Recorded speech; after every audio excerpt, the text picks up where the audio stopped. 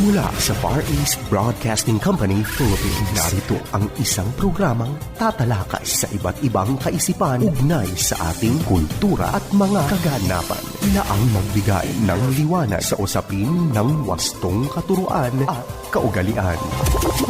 Kamalayan, kasama si Pastor Jebo Banzuelo.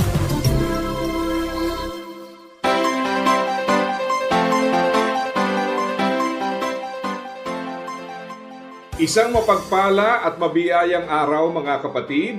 Ito po ang inyong lingkod, Pastor Jebo Banzuelo. At kayo nga po'y nakikinig sa programang Kamalayan. Ang atin hong programa ay napapakinggan sa FEBC Radio TV. Tayo po ay pwede ring masubaybayan sa Facebook Live at YouTube channel ng 702 DZAS FEBC Radio TV. At gayon din sa Channel 185 sa GCTV. Yan po ay tuwing linggo, alas 7 hanggang alas 7:30 ng umaga. At pagbati po sa lahat ng mga sumusubaybay gamit ang radyo sa iba't ibang oras, iba't ibang bahagi ng Pilipinas, at lahat ng mga online listeners sa iba't ibang bahagi ng mundo na kasama po natin sa mga sandaling ito. Tayo po ay magpapatuloy sa ating pag-aaral at gusto po nating pag-usapan, how do we increase our capacity? Ano ba yung mga indicators? Isa po sa mahalagang aspeto o bahagi ng buhay, yung tinatawag nating gratitude o pagiging mapagpasalamat. Yung gratitude ay pwede po nating tingnan sa iba't ibang anggulo. Ang isa po, gratitude as an attitude. Sa Bible, tinuturuan po tayo ng magandang attitude at sinasabi sa atin na ang magdidikta ng pag-uugali natin ay hindi po dapat yung mga pangyayari sa buhay natin. Kaya nga kung mapapansin nyo, in essence, ang ginagawa ng Bible sa atin, ini-improve yung capacity natin para yung goals ay ma-achieve natin. Kaya nga kung babalikan nyo po ang isang inaral natin, ating nabanggit, na ang isang mahalagang role ng gratitude sa buhay ng isang tao, it is an indicator of health, yung pagiging malusog ng ating kalagayan. Bakit importante ito? Well, balik na rin po natin. Pag wala ho tayong pagpapasalamat at walang kalusugan ang ating buhay sa iba't ibang aspeto po nito, alam po natin na almost synonymous with the absence of health ay yung pong limitations. Kaya paminsan, di ba, ito very obvious to pag meron tayong physical sickness. Yung mga bagay na dati kaya, madali, nagiging mahirap, imposible, parang hindi kakayanin pag walang kalusugan. Kaya nga may tinatawag na sick leave. Bakit? Dahil alam po ng bawat isa na pag nagkakasakit, yung kapasidad, yung kakayahan ay apektado. Talaga naman. Palagi ko nga sinasabi, kahit sa araw-araw na buhay, pagka ikaw ay malusog, yung mga bagay na araw-araw mong ginagawa, madali. Pag ikaw ay malusog, walang masyadong komplikasyon. But in the absence of health, andyan ang komplikasyon, yung madali, nagiging komplikado, yung kaya parang malabong magawa. Kaya talagang yung health importante. Ngayon, ang problema nga po sa health, kaya natin pinag-uusapan to, kadalasan hindi tayo intentional. Now, tingnan niyo po ang ugali natin. Kayo ba'y nagpa-check up na? Di ba? Kadalasan po, ba't magpapa-check up? Wala namang nararamdaman. Yan ang mga mindset, na magpapa-check up lang pag may nararamdaman. At alam naman natin, pag nagpa-check up tayo dahil may naramdaman, ano naman ang sasabihin ng mga doktor? Bakit ngayon lang kayo nagpunta? Di ba? Bakit ngayon nyo lang kinonsulta? O kaya paminsan po, pag may mga nadadalaw ka sa ospital na nagkasakit, ang sasabihin sabi mo, bakit lumala? Bakit nagkaganyan? Ang isasagot sa iyo, dati na palang may iniinda, hindi nagsasalita. O, di ba? So usually, we do not take care of our health. We allow our health condition to dictate yung ating life situation rather than the other way around. So this is true not only sa physical. Totoo to maging sa marriage. Paminsan po, hindi tayo intentional sa health ng ating relationships. If you're married sa marriage or sa family life or even sa work, or anumang relasyon na ating kinabibilangan. And by not being intentional, we create limitations and problems and even complications.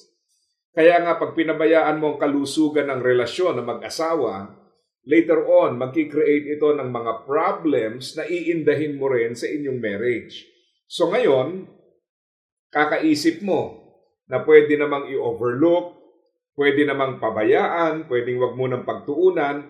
Later on, kinakailangan mo nang i-devote ang majority ng iyong time just to restore the health that you neglected in the past. Totoo yan sa maraming tao. Pati sa ating pagtatrabaho, totoo rin to. Ang isang indicator na maganda pa yung attitude natin sa work ay yung ating gratitude. Alam nyo, maganda yung nabasa ko. No? Sabi niya, karamihan ng ating waking hours, no? Yung oras na gising tayo, is actually devoted to work. So if work for you is stressful, life for you will be stressful. Dahil yan ang bumubuo sa karamihan ng oras na ginugugol natin sa mundong ibabaw. Kung ang tingin mo sa work is negative, then dahil yan ang nagko-compose ng majority ng oras natin, overall, your perspective in life will also be negative. Kaya kinakailangan baguhin ito. At isang palatandaan dyan, yung gratitude. No? Kaya nga, sabi nga, ang isang tao daw na merong pagpapasalamat ay isang taong teachable. Ibig sabihin, handa siyang matuto. Yung taong hindi mapagpasalamat, mareklamo, ang lagi niyang iniisip ganito. Dami ko na nga irereklamo. Aaralin ko pa ba yan? Matututo pa ba ako? Magtsatsaga pa ba ako? O, di ba? So talagang nandun na dahil wala ka ng desire to learn more, become more, dahil puro ka reklamo, ang iniisip mo, bakit ko pa gugugulan ng panahon, pag-aaksayahan ng lakas, samantalang wala na itong maiko-contribute sa aking buhay. But if you have the attitude of gratitude, we know na yung taong merong ganitong attitude will continue to learn, continue to improve, will become better. Kaya nga sa Bible, makikita niyo po, tinuturuan tayo how to develop this attitude. Isang mahalagang talata, yung sinasabi sa 1 Thessalonians 5:18, "In everything give thanks, for this is the will of God in Christ Jesus toward you." Now, napaka-importante nitong passage na ito. And honestly speaking, yung mga salitang nagsasabi ng always, o kaya in everything, medyo challenging yan Philippians 4:4, always rejoice. 1 Thessalonians 5:18, in everything give thanks. O bakit challenging?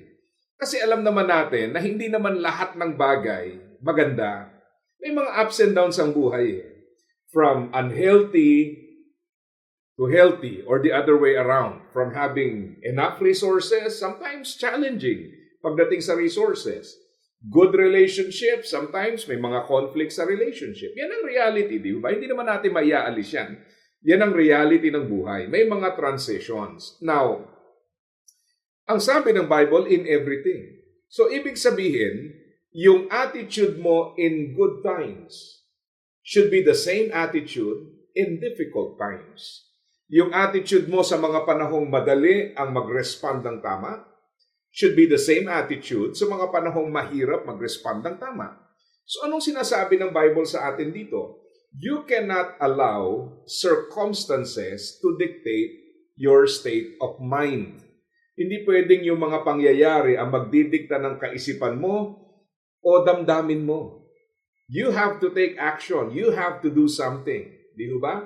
Kaya nga, sabi nga natin sa isang pag-aaral, yung kapangitan ng sitwasyon ay hindi dapat magbunga ng kapangitan sa ating pag-uugali. Yung hindi kagandahang karanasan ay hindi dapat lumikha sa atin ng negatibong perspektibo. Mahirap, pero ang sinasabi ng Panginoon, kung hahayaan mo na yung negativities sa paligid natin ang magdidictate ng iyong katayuan, mamayang maganda ang katayuan mo, mamayang hindi. As a Christian, there is a deeper resource na binibigay sa atin, available para sa atin, so that we are enabled to give thanks in everything, in every situation. Kaya sabi ng verse, this is the will of God in Christ Jesus toward you. So, in other words, kung pinupursue mo ang will of God, ito yon. Ito yon, hindi lang po yung pag sinabing God's will, nakatuon lang tayo sino mapapang-asawa, sino liligawan. Kasi kadalasan pag sinabing God's will, doon lang nakafocus. Hindi po.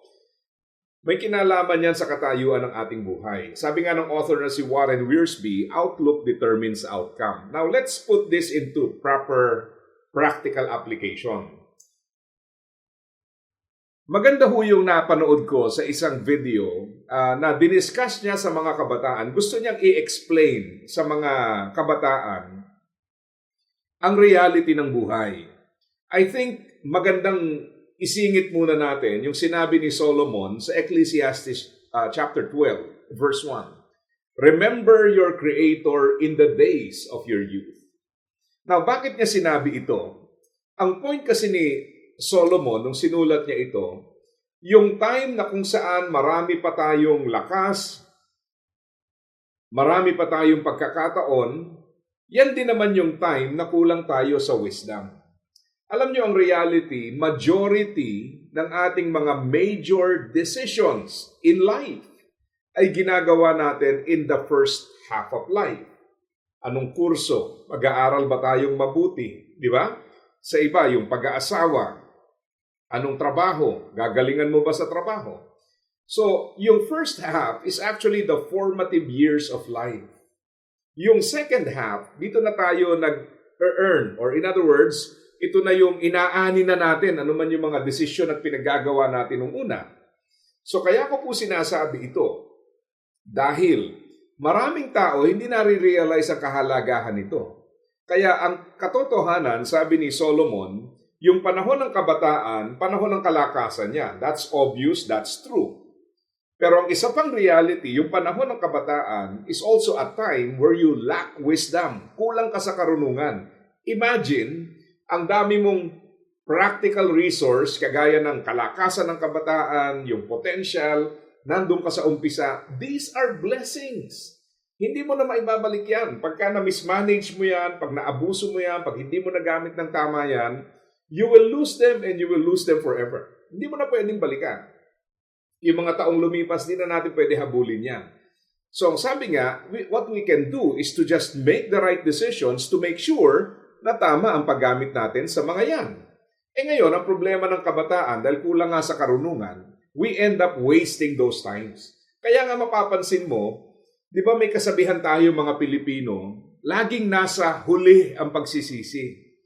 Alam niyo ba na napakalalim nung statement na yon? Kasi ang ibig sabihin po noon, laging nasa huli ang pagsisisi, ibig sabihin, habang nasa kasalukuyan ka, habang ginagawa mo ang isang bagay ngayon, hindi mo nakikita, hindi mo nare-realize ang epekto nito sa buhay mo. Ang naiisip mo lang kung saan masaya ngayon, kung saan okay ngayon, kung saan madali ngayon. Tapos later on you look back and you say, dapat pala hindi ganoon ang aking ginawa. Ang reality po ganito eh. Gusto ko yung sinabi ng isang dating estudyante. Sabi niya, alam mo sir, yung pagbubulakbol, habang ginagawa mo, ang saya-saya mo. Totoo naman, wala naman tayong narinig o nakitang nagbulakbol na napakalungkot. Kaya nga nagbulakbol, gusto niya magsaya. Tama naman. Na masaya siya. Pero hindi ko sinabing tama magbulakbol. Pero ito po ang point. Pag nakita na niya yung consequence ng kanyang pagbubulakbol, yung bagay na dati ikinasasaya niyang gawin, marirealize niya, dapat hindi ko pala ginawa noon. Or kung nagseryoso ako noon, maganda sana ang resulta ngayon. Tama ho ba? O, di ba? So, ibig sabihin, kaya sinasabing laging nasa huli ang pagsisisi, yung realization na may mga pinagpaliban tayo. Sabi nga ng author na si John Maxwell, ang tawag niya is the law of the trade-off. Every decision that you make, you win something, you gain something, and you lose something. Di ba? Hindi naman kasi lahat pwede nating piliin. For example, meron akong isang oras. Yung isang oras na yon, may pagpili ako doon. I can choose to learn, to listen. I can choose to entertain myself, or I can choose to just rest, or I can invest that time make it productive, or I can just waste that time. Di ho ba?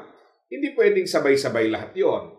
Pag meron kang piniling paglaanan ng oras na yon, ibig sabihin, meron kang hindi pinili na paglaanan ng oras na yon. Yan ang reality po niyan.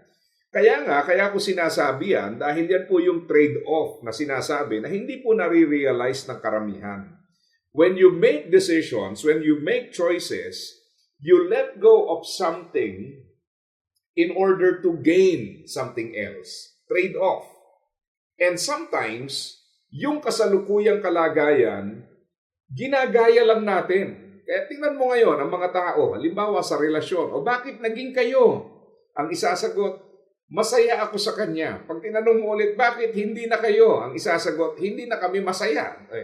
Pagkasiyahan ho ang guiding principle mo sa buhay mo. Mamaya nagbabago ang kasiyahan Kasi hindi naman lahat ng masaya, tama. Hindi naman lahat ng tama, masaya. Hindi lahat ng nagpapasaya sa iyo ngayon ay magpapasaya sa iyo habang buhay. You can outgrow it. And ang kasiyahan po sa bagay na tama pero hindi kasiya-siya ay natututunan. Ibig sabihin, you can learn to be happy with things that are right but difficult. So yan po ang reality ng buhay. Kaya nga, napakahalagang makita natin yung gratitude, yung kalusugan ng ating pananaw, approach sa buhay is very important because we can easily be distracted by the world around us. Madali ho tayong matatangay, madali ho tayong maimpluwensyahan ng mundong ating ginagalawan. Ang daming impluwensya. Kaya tingnan nyo halimbawa lang, bigay tayo ng example. Sa atin dito sa Pilipinas, marami hong tawiran, pero sadly, hindi lahat gumagamit ng tamang tawiran. Palagay ko naman wala na makikipag-argumento sa akin dyan. Ito lang napansin ko. Pagka ikaw yung tao na pinili mong tumawid sa tama, sometimes that means that you have to walk a few more steps. Lalayo ka pa para tumawid sa tamang tawiran or aakyat ka para tumawid sa tama. Or in some cases, sa Maynila, pailalim. So ngayon, ang bottom line is this. Extra effort. Now, kaya gusto ng iba, jaywalking, violate the law, tumawid kung saan madali. Ngayon, pagka nakita mo yung majority na ginagawa yung mali, tumatawid sa hindi tama, pag ikaw lang yung bukod tangi, nag-iisa, na tumawid sa tama, parang feeling mo ikaw yung awkward, Parang ikaw yung may mali. Ganyan ang society. It makes you uncomfortable in choosing the right thing. Kaya paminsan may mga taong ginagawa yung mali. Bakit po? Dahil takot silang may masabi yung iba. They are afraid to stand out from the rest of the crowd. Or sometimes, ang worry po nila ay baka makutya sila for doing the right thing. Kaya nga po, yung pag-check sa ating sarili, if we are still on the right track, is very important. Now, let me put this in proper perspective. I remember one time, merong isang professor, ginawa niya sa mga estudyante because he wants them to understand the power of decisions and the power of right choices. Ang sabi niya, okay, line up. Meron tayong karera. Kung sino yung mauna sa finish line will be rewarded. Di estudyante, excited. Sige, sali kami. Pila sila ngayon. Ang professor na ito, gumawa po ng guhit, magkabilang dulo. Yan yung starting line. And then of course, another line, that's the finish line.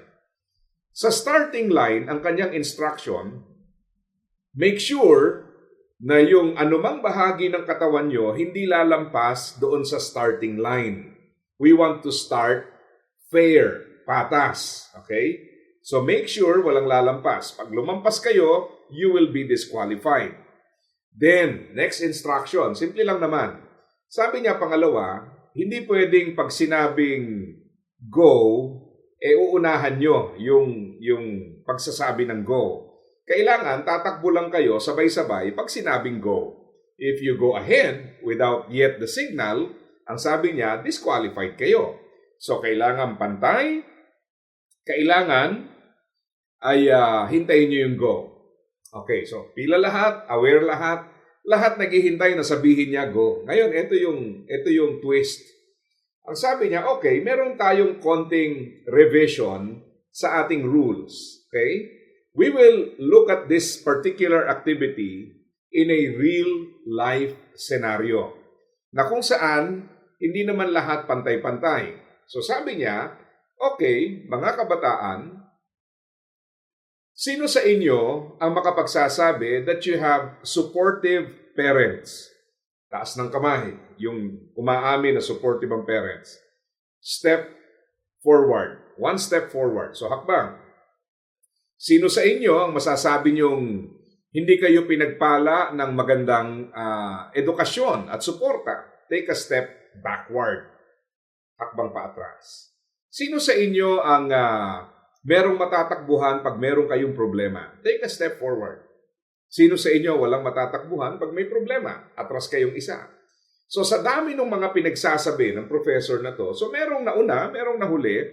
So yung dating linya na kung saan pantay-pantay, ngayon po, hindi mo na ma-recognize yung linya kasi meron ng nasa harapan, meron hong nasa likuran.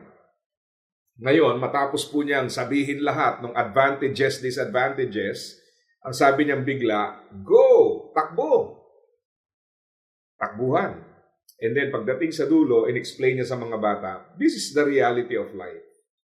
Hindi sa lahat ng pagkakataon, patas, pantay-pantay. Ang reality, some will have advantages and some will have disadvantages. Now, ito pa ang isang twist. Ang sabi po niya, marami sa mga disadvantages natin sa buhay ay self-inflicted. Wow, wake up call.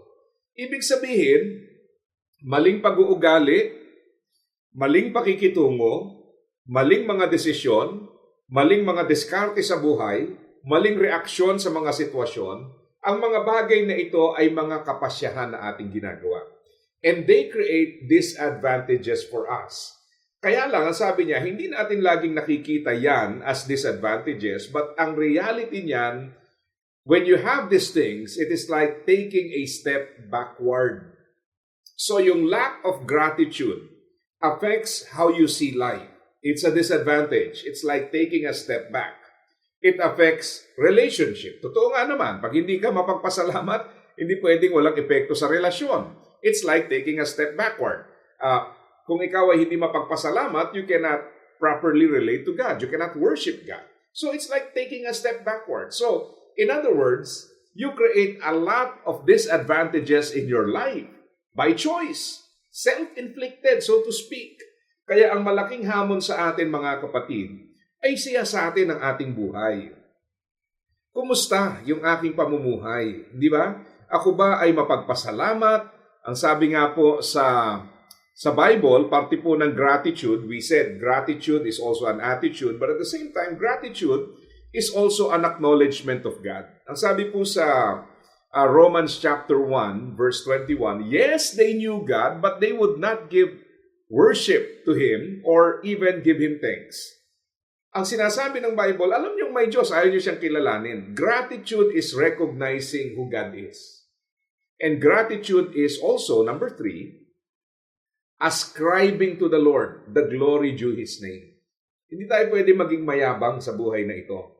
So yung gratitude can be an action. Gratitude can be a form of acknowledgement to God. Kinikilala natin siya. Gratitude is a way of ascribing to God the glory He deserves. Ibinibigay natin sa Kanya ang kaluwalhatian sa Kanyang mga ginawa. Pag ang tao nagsimula na maging mayabang, iniisip niya, kaya ko narating to, nagawa ito because of my hard work, diskarte ko, connection ko, then that's the beginning of downfall.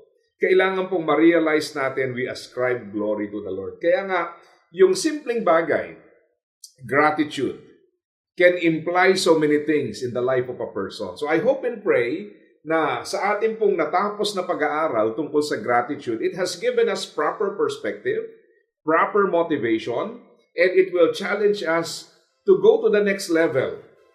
Do the right action so that we can truly glorify the Lord. Dito po tayo pansamantalang nagtatapos, mga kapatid. Ito pong inyong lingkod, Pastor Jebo Banzuelo, pansamantalang nagpapaalam at nagpapaalala sa bawat isa na ang buhay na ginagamit ng husto at wasto ay walang pagsisisi pagdating sa dulo. God bless po sa inyong lahat. Iyong napakinggan ang Kamalayan, para sa iyong mga tanong, komento at suhestyon, mangyaring bumisita sa ating Facebook fanpage, Kamalayan FEBC, o mag-email sa kamalayan@dzas.febc.ph.